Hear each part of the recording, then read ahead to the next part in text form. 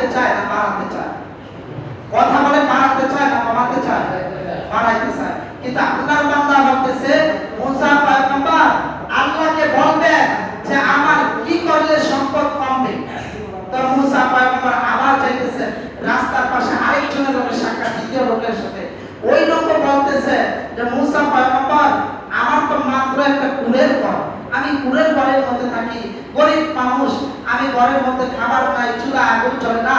আল্লাহ তাআলার কাছে বলবেন আমি কি করলে আমার নেয়ামত বাড়ায় দিবে আল্লাহ তাআলা, আমাকে বিল্ডিং এর মালিক বানায় দিবে, টাকা পয়সার মালিক বানায় দিবে।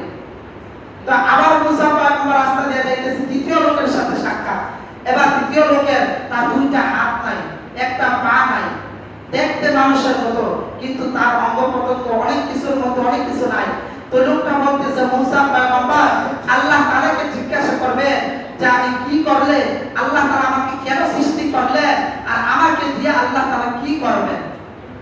তো মুসা পয়গম্বর তিনটা প্রশ্নের উত্তর নিয়ে আল্লাহ তাআলার কাছে তিনটা প্রশ্ন নিয়ে যাইতেছে। তো আল্লাহ তাআলার সাথে কথা বলা শেষ, ওই রাস্তা দিয়ে যাইতেছে আইসতেছে।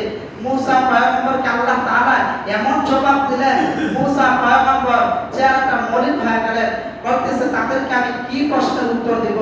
তো মুসা পয়গম্বর রাস্তা দিয়ে আসতেছে, তো প্রথম সেই লোকটা বলছে, ওই লোকটার সাথে সাক্ষাৎ হয়ে গেছে, বলতেছে মুসা পয়গম্বর দাঁড়ান, বলে আল্লাহ তাআলা আমার ব্যাপারে কি বলছে। মুসা পয়গম্বর আলাইহিস সালাতু ওয়াস সালাম ডেকে বলে ও আল্লাহর বান্দা তুমি বলছো তোমার সম্পদ কিভাবে কমবে, তোমার সম্পদ অনেক বেশি হয়ে গেছে, তোমার সম্পদ কিভাবে শেষ হয়ে যাবে, তুমি বেশি বেশি আল্লাহ তাআলার শুকরিয়া আদায় আজকে তাই করবা না, তুমি আল্লাহ তাআলার নামাজও পড়বা না, আল্লাহ তাআলার হুকুম আদায় করবা না, তাহলে তোমার ধন সম্পদ আল্লাহ তাআলা এমনি এমনি কমায় দিবে।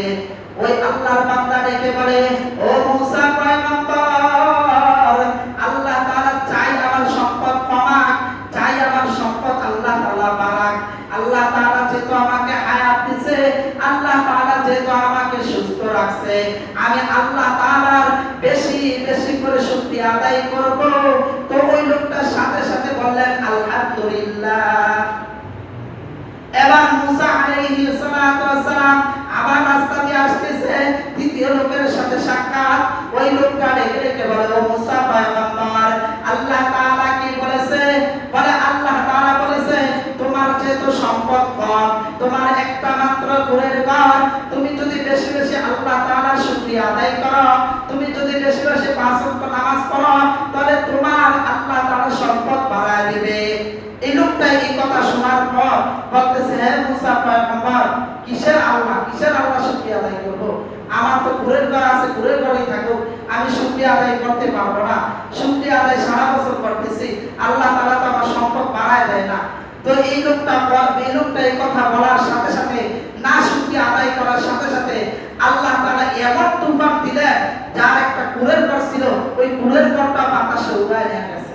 নাউজুবিল্লাহ। এবার মুসা পয়গম্বর রাস্তা দিয়ে আসতেছে, তৃতীয় লোকের সাথে সাক্ষাৎ।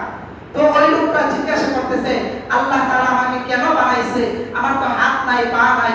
তো মুসা পয়গম্বর ডেকে বলে আল্লাহর বান্দা তোমাকে কেন বানাইছে জানো, তোমাকে